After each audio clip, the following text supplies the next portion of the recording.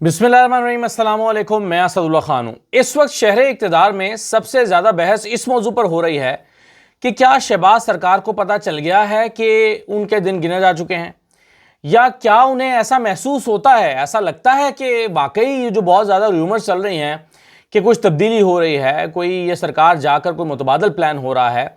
क्या शहबाज सरकार ने इसको स्मेल करना शुरू कर दिया है? उन्हें ये पता चल, वो ये महसूस कर रहे हैं कि इस तरह की चहमगोइयाँ हो रही हैं और वाकई इसमें हकीकत भी हो सकती है। बहुत सारे लोग इसके हक में दलाइल दे रहे हैं कि हाँ, उन्हें ये महसूस हो रहा है कि भाई उनके दिन पूरे हो गए हैं, और कुछ लोगों का ख्याल है कि नहीं, ऐसी कोई बात नहीं है। तो सबके पास अपने अपने दलाइल हैं। मैं आपके सामने कुछ हकायक रखूँगा इस व्लॉग में, जिससे आपको ये अंदाज़ा होगा कि हुकूमत के जाने की जो बातें चल रही हैं उसमें कितनी ताकत है या आर्गूमेंट्स कितने स्ट्रांग हैं। एक तो ये है पहलू। दूसरा जो मुझे इस व्लॉग में बात करनी है वो बैरिस्टर सैफ की इमरान खान से मुलाकात के हवाले से जो खबरें चल रही हैं उसके हवाले से थोड़ी सी मजीद बात करनी है। कुछ बात मैंने पिछले व्लॉग में भी की थी, लेकिन इस पर आने से पहले मैं दो तीन चीज़ें आपके सामने ज़रा रखना चाहूँगा। एक तो जुम्मे का आगाज़ हो गया है और जुम्मा जो है वो 26 तारीख का भी, यानी 26 जून जुम्मा, ये आगाज़ हो गया। तो जुम्मा क्या होता है? जुम्मा पेट्रोलियम मसनूआत की कीमतों में रद्दबदल की बात होती है। मैंने पिछले व्लॉग में आपसे कहा था कि चूंकि आलमी मंडी में 28 फरवरी का जो रेट था उसको टच कर गया है आज आलमी मंडी, तो पाकिस्तान में भी 252 रुपये होना चाहिए। लेकिन ऑयल मार्केटिंग कंपनियों ने रोना धोना शुरू कर दिया। वो कहते हैं नहीं जी, लुट गए, मर गए, अचानक से आपने कीमतें गिरा दी। हमने तो तेल महंगा ख़रीदा हुआ था और आपने अचानक इतनी कीमतें गिरा दी हैं, तो हमें 104 अरब रुपए का नुकसान हो गया, और ये बड़ी अनफेयर बात है, और ये और वो। तो शर्म आनी चाहिए वैसे ऑयल मार्केटिंग कंपनियों को कि जिस दिन शहबाज शरीफ ने रातों रात कीमतें बढ़ाई थीं, आपने उस वक्त 252 रुपये की कीमतें पे बेच रहे थे। आलमी मंडी से आपने सस्ता तेल ख़रीदा हुआ था। शहबाज शरीफ ने जंग लगने के 5वें दिन रातों रात आके कीमतें बढ़ा दी अचानक, और आपका पेट्रोल 55 रुपये पहले बढ़ा, फिर 70 रुपये बढ़ा, और बढ़ते बढ़ते 450 हो गया। तो जो वो प्रॉफिट आपने कमाया उसकी कोई बात नहीं है। वो 104 अरब रुपए का आप खसारा गिन रहे हैं, वो जो अरबों रुपए का मुनाफा है उसको काउंट ही नहीं कर रहे हैं। भाई ये फार्मूला तय हुआ था, या तो ये फार्मूला रहता ना कि जो पुराना तेल है वो पुरानी कीमतों पे बेचा जाएगा, और जब नया तेल खरीदेंगे नई बाइंग नए रेट पर होगी, और फिर उसकी सेलिंग भी नए रेट पर होगी। तो इस तरह किया जाता तो बात समझ आती थी। लेकिन उस वक्त चूंकि रातों रात बढ़ा दिया गया, और ऑयल मार्केटिंग कंपनियों के ब्लैकमेल करने की वजह से बढ़ाया गया, क्योंकि उन्होंने पेट्रोल रोकना शुरू कर दिया था, उन्होंने रिजर्व करना शुरू कर दिया था पेट्रोल के, भाई अब महंगा तो होना ही है तो महंगा करके बेचेंगे। तो हुकूमत को इनकी ब्लैकमेलिंग की वजह से फौरी तौर पर पेट्रोल जो है वो बढ़ाना पड़ा था। आज कम किया है तो आपने शोर शराबा शुरू कर दिया। तो हुकूमत को किसी की ब्लैकमेलिंग में नहीं आना चाहिए, और पेट्रोलियम मसनूआत की कीमतों को फौरी तौर पर आलमी मंडी के मुताबिक लेकर जाना चाहिए। अगर हुकूमत ये नहीं करती तो समझिए कि ऑयल मार्केटिंग कंपनियों के या तो ब्लैकमेलिंग में आ गई है, या फिर उनके इंटरेस्ट में ही इनका इंटरेस्ट है, या फिर फैसला साजों ने, क्योंकि ये बहुत बड़ी इंडस्ट्री है, यहां पर अरबों रुपए की जो है वो रिश्वतें चलती हैं, तो फिर इसका मतलब होगा कि फैसला साजों पर यह इंडस्ट्री असरअंदाज हो गई है। लोग इसका यह मतलब समझेंगे। तो इसलिए हुकूमत को बिला खौफ व ख़तर, यानी ये जो ऑयल मार्केटिंग कंपनियों का प्रेशर है, इसमें आए बगैर फैसला करना चाहिए। दूसरा, इसहाक डार साहब जो फरमा रहे हैं, वो कहते हैं पाकिस्तान को मुआशी ताकत बनाएंगे, और किसी ने बुरी निगाह डाली तो आंखें निकाल देंगे। ये मैं हैरान होता हूं, वजीर आजम हैं आप, नायब वजीर आजम, पाकिस्तान के वजीर खारजा हैं, और क्या बयान दे रहे हैं। पाकिस्तान को मुआशी ताकत बनाएंगे, किसी ने मैली आंख देखी तो आंखें निकाल देंगे। भाई आपको मुआशी ताकत बनने से कौन रोक रहा है? कौन है जो आपके मुआशी ताकत बनने की राह में मैली आंख डाले बैठा है? कौन है? यानी क्या हवाई बयान है, क्या फजूल बयान है कि जी किसी ने मैली निगाह डाली तो आंखें निकाल देंगे। निकालो भाई आंखें, मुआशी ताकत बनाएंगे, मुल्क को बनाओ मुआशी ताकत। किसने रोका है? इस मुल्क को मुआशी ताकत बनाने से आपको किसने रोका? क्यों नहीं बना रहे?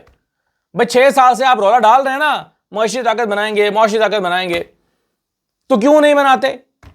इक़्तिदार आए, 5वां साल आए हैं ना आपको, 2 साल आपको पीडीएम में मिल गए, 2-2.5 साल अब मिल गए, 5 साल आपको हो गए।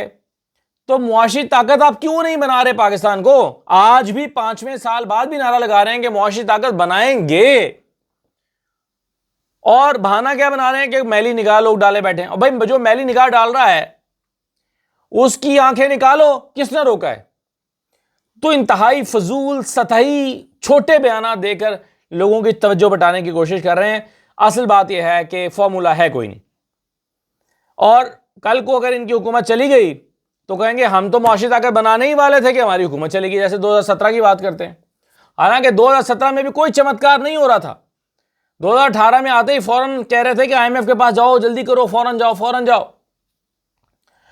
2017 में भी कोई उड़ान पाकिस्तान की नहीं हो रही थी, लेकिन 2018 में आके जो है वो, जैसे ही 2018 शुरू हुआ, इमरान खान की हुकूमत आई, तो कहने लगे कि इमरान खान देर कर रहा है, फौरी तौर पर IMF के पास जाना चाहिए, नुकसान हो रहा है। तो जैसे 2017 में कुछ नहीं था करने के लिए इनके पास, और आज भी इनके पास कुछ करने को नहीं है। तो शहबाज सरकार को सिर्फ आते हैं नारे लगाने, दावे करने, बातें करनी। और आप देखिए, एक तरफ ऑस्टेरिटी मुहिम चल रही है, एक तरफ मुहिम चल रही है कि सादगी अपनाई जाएगी, खर्चे कम किए जाएंगे। दूसरी तरफ क्या है? बजट बनाने वाले स्टाफ की 6 माह की तनख्वाह उनको एजाजिये में देने का फैसला किया गया है। यानी आपकी 6 महीने की जो तनख्वाह है बजट बनाने वाली पूरी टीम की, स्टाफ की, 6 महीने की बुनियादी तनख्वाह आपकी एजाजिये के तौर पर मिलेगी।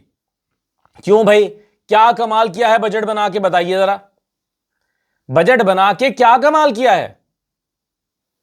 ये जो बजट आपने बनाया है, पहली बात तो ये आपने बनाया नहीं, IMF का बजट है, कॉपी पेस्ट करके फेंक दिया। दूसरी बात यह है कि इसमें अवाम के लिए है क्या जो आपको एजाज मिले?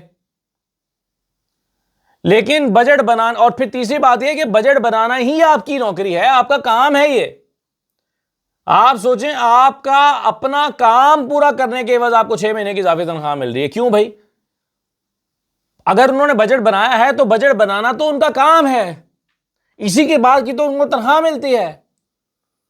और आप कह रहे हैं कि बजट बनाने के एवज आपको 6 महीने की इजाफी तनख्वाह मिलेगी एजाजिये के तौर पे।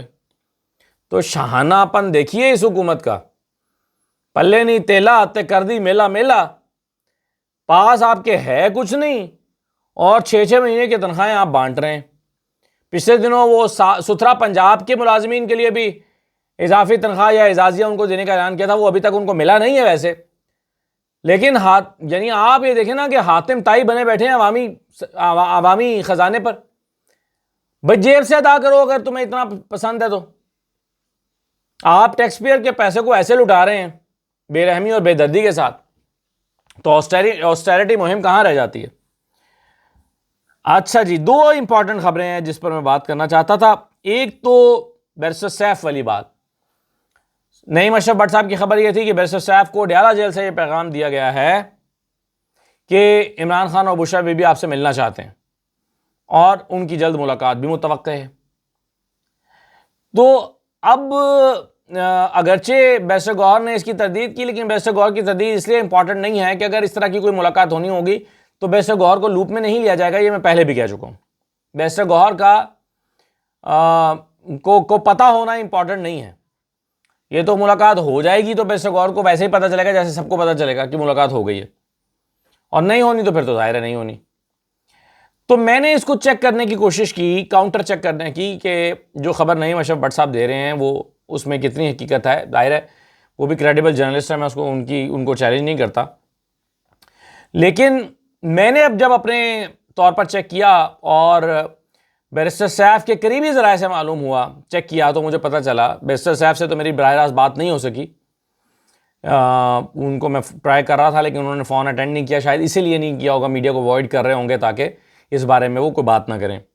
वरना क्लू मिल जाता है मीडिया को तो फिर मीडिया उस पर अपनी कयासराइयाँ भी करता है। मुझे अगर वो कोई बात कह देते, मेरी 1 मिनट की भी उनसे बात हो जाती तो मैं उसमें से बहुत कुछ निकाल लेता, लेकिन उन्होंने फ़ोन नहीं उठाया, शायद एहतियात के पेश नज़र। लेकिन उनके करीबी ज़राए से मेरी बात हुई तो मुझे ये पता चला कि बैरिस्टर सैफ को हाँ वाकई इमरान खान और बुशरा बीबी का पैगाम मिला है मुलाकात के लिए। और जाहिर है ये मुलाकात और ये जो पैगाम है ये ना बैरिस्टर गौहर लाए होंगे, ना बैरिस्टर सलमान सफदर लाए होंगे, ना बुशरा बीबी की फैमिली लाई होगी, ना रीमा खान लाई होंगी। ये पैगाम जो मिला है वो डयाला जेल की इंतज़ामिया या जो रेलेवेंट लोग हैं उन्हीं के जरिए मिला होगा ना। तो इसका मतलब है कि मुलाकात के इम्कानात तो फिर होंगे, तभी तो ये पैगाम मिला। अगर मुलाकात के इम्कानात ना होते तो पैगाम ही ना मिलता। फिर इमरान खान की अगर ख्वाहिश थी भी तो उसको दबा दिया जाता। और ज़रूरी नहीं है इमरान खान की ख्वाहिश हो सकता है कि मुश्तरका ख्वाहिश हो कि चलें बातचीत का अमल शुरू करते हैं। तो बैरिस्टर सैफ की मुलाकात का होना कोई हैरान कुन बात नहीं है, पहले भी वो मुलाकातें यानी एक जो मीडिएशन है वो करते रहे। दूसरी बात यह कि जो मैं आपको बता रहा था कि मेरी बैरिस्टर सैफ के करीबी ज़राए से जो बात हुई, उन्होंने कहा कि हाँ बैरिस्टर सैफ को ये पैगाम मिला तो है, लेकिन मुलाकात अभी तय नहीं हुई या मुलाकात के लिए अभी जो है वो गो अहेड नहीं मिला। ये नहीं तय हुआ कि हाँ बस ठीक है आजकल में मुलाकात हो जाती है, ये नहीं अभी तय हुआ। तो ये मुझे उनके करीबी ज़राए से पता चला है। अब ऐन मुमकिन है कि उनकी मुलाकात हो जाए, ऐन मुमकिन है कि मज़ीद कुछ अर्सा ना हो, ऐन मुमकिन है कि ख़बर बाहर आ गई है तो टली जाए। तो ये सारी चीज़ें तो इस हवाले से हैं। रही बात वो जिससे मैंने आगाज़ किया था कि जो हुकूमत है वो इस वक्त इस हुकूमत के ऊपर काफ़ी दबाव है और इस्लामाबाद में बहुत र्यूमर्स फैली हुई हैं कि बस हुकूमत का चल चलाओ है। और आपने देखा कि पिछले चंद दिन में बहुत लोगों ने इस तरह की बातें की। फैसल वाउडा ने भी इस नौयत की बातें की, फाइलें तैयार हो रही हैं, कंटेनर के अंदर होंगे, कंटेनर के बाहर होंगे, इस तरह की बातें होती रहीं। शहबाज शरीफ साहब के हवाले से और भी जो है वो इकॉनमी का बड़ा प्रेशर है उनके ऊपर। तो क्या हुकूमत ने ये स्मेल करना शुरू कर दिया है कि उनके खिलाफ कुछ हो रहा है, कुछ खिचड़ी पक रही है?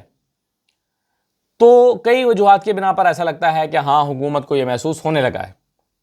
मसलन आप देखें ना, शहबाज शरीफ ने कल जो बौखलाहट के आलम में परसों स्टेटमेंट दिया, मैं समझता हूं ये खालिसतन बौखलाहट थी उनकी, जिसमें उन्होंने कहा कि अगर 18 का इलेक्शन ठीक था तो फिर 24 का भी इलेक्शन ठीक है, जो करना कर लो। उन्हें यह कहना नहीं चाहिए था, उन्हें कहना चाहिए था कि आइए आपका मौक़िफ़ है, आइए बात करते हैं, आइए बैठते हैं, जैसे कि वो पहले कहा करते थे। लेकिन वो कल परसों झुंझलाहट का शिकार हुए, गुस्से में दिखाई दिए और इस झुंझलाहट के आलम में उनसे एक ब्लंडर हो गया, गलती हो गई कि उन्होंने एतराफ़ कर लिया कि हाँ 2024 का इलेक्शन रिग्ड है। तो ये बौखलाहट क्यों है शहबाज शरीफ के? हाँ आपको तो आलमी सतह पर इतनी कामयाबियां मिल रही हैं, तो बौखलाहट फिर क्यों है? तो एक तो वो बौखलाहट का शिकार नजर आते हैं। ख्वाजा आसिफ से कल पूछा गया कि हुकूमत के जाने की बातें हो रही हैं, तो ख्वाजा आसिफ साहब को फौरी तौर पर कहना चाहिए था क्या बात कर रहे हैं आप, हुकूमत बिल्कुल किला मजबूत है, हुकूमत कहीं नहीं जा रही, हम तो 5 साल रुकेंगे और ये करेंगे वो करेंगे। उन्होंने कहा, इग्नोर किया और कहा कि जी जो बात हो रही है बस इसी पे बात करो, बात का मतंजन ना बनाओ, इधर उधर मत लेकर जाओ, बस जो बात हो रही है इसी पे बात कर लो। यानी ख्वाजा आसिफ ने इस पर बात करना ही मुनासिब नहीं समझा और कैटेगोरिकली डिनाई करने की बजाय उन्होंने दरमियानी रास्ता अख्तियार किया। क्यों, ये भी इंपॉर्टेंट है। फिर फैसल वाडा ने जो पिछले दिनों में इल्जाम लगाए हैं, हुकूमत ने उसको कोई रिस्पॉन्ड नहीं किया। फैसल वाडा ने कहा फाइलें तैयार हो रही हैं, यानी करप्शन के इल्जाम उन्होंने लगाए। गवर्नमेंट ने कुछ नहीं कहा फैसल वाडा को कि फैसल वाडा गलत कह रहे हैं, फैसल वाडा तो इररेलेवेंट आदमी हैं, फैसल वाडा तो नॉन एंटिटी हैं। इस तरह की बातें उन्होंने नहीं की, गोया उसको भी वो महसूस कर रहे हैं कि हाँ हमारे यहाँ तो इस तरह की बात हो रही है। फिर यानी हुकूमत जो है वो वाज़ेह तौर पर दबाव में दिखाई दे रही है। एक चीज़ जो आपके जहन में दलील आ सकती है, आप कह सकते हैं कि भाई शहबाज सरकार फील्ड मार्शल के साथ मिलकर ईरान अमेरिका मामले में इतना इंपॉर्टेंट रोल प्ले कर रही है, शहबाज शरीफ आगे फ्रंट फुट पे, शहबाज शरीफ की कई मरतबा तारीफ भी हो चुकी है। तो क्या ऐसे मौके पर शहबाज शरीफ को हटाया जा सकता है और हटा के वहाँ कोई और बंदा खड़ा किया जा सकता है? तो कल को तो अमेरिकी सदर कहेंगे कि भाई मैं तो इतनी तारीफें कर रहा था शहबाज शरीफ की, कहाँ है शहबाज शरीफ? तो हाँ ये पहलू इंपॉर्टेंट है बिल्कुल, लेकिन आप देखिए कि असल रोल तो फील्ड मार्शल का है इस सारे कहानी में, और ये अमरीकियों को भी पता है। जेडी वैंस ने खुद कहा कि 2 ही शख्सियात से मेरी सबसे ज़्यादा बात हुई है पिछले 2 महीने में, एक मेरी अपनी बीवी से और दूसरा फील्ड मार्शल से, और इंडिया पाकिस्तान की ये 2 शख्सियात जो हैं वो बड़ी इंपॉर्टेंट हैं। तो सारा रोल जो है वो प्ले कर रहे हैं। फिर उनके साथ मोहसिन नकवी साहब भी हैं। तो इसलिए शहबाज सरकार महसूस कर रही है कि इतना कुछ करने के बावजूद भी वो दबाव में है। इकॉनमी उनसे ठीक नहीं हुई, और जो मैं जिस इसहाक डार के बयान का जिक्र कर रहा था वो भी बौखलाहट और झुंझलाहट का बयान है कि जी मुल्क को मुआशी ताकत बनाएंगे, पाकिस्तान को मुआशी ताकत बनाएंगे, और जो बुरी निगाह डालेगा उसकी आंखें निकाल लेंगे। तो ये इस तरह के बयानात झुंझलाहट के आलम में दिए जाते हैं, वरना रोड मैप दिया जाता है। तो रोड मैप चूंकि है नहीं, तो आंखें निकालने की बातें हो रही हैं। तो ये थी जी कुछ चीज़ें जो मैं इस वक्त असेस कर रहा हूँ। बाकी बातें अगले व्लॉग में होती हैं। इजाज़त दीजिए, अल्लाह हाफिज़।